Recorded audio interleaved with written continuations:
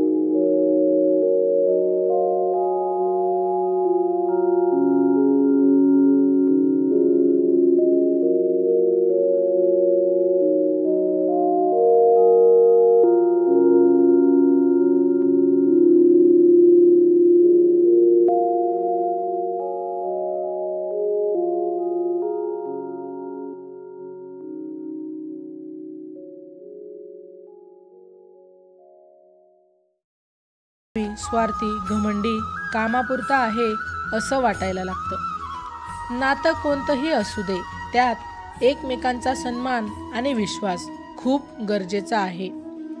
स्वस्त गोष्टी आणि वाईट लोक सुरुवातीला नेहमीच चांगले वाटतात। विसरून जाणाऱ्या व्यक्तीला ओळखीची आठवण करून द्यायची नाही, आपणही विसरून पुढे जायचं असतं। सेल्फ रिस्पेक्ट नावाचा शब्द नेहमी खिशात घेऊनच जगायचं असतं। आपला स्वतःचाही काहीतरी स्वाभिमान असला पाहिजे। शिवलेले ठिगळ परिस्थितीचे दर्शन नाही, तर परिस्थितीशी केलेले 2 हात दर्शवते।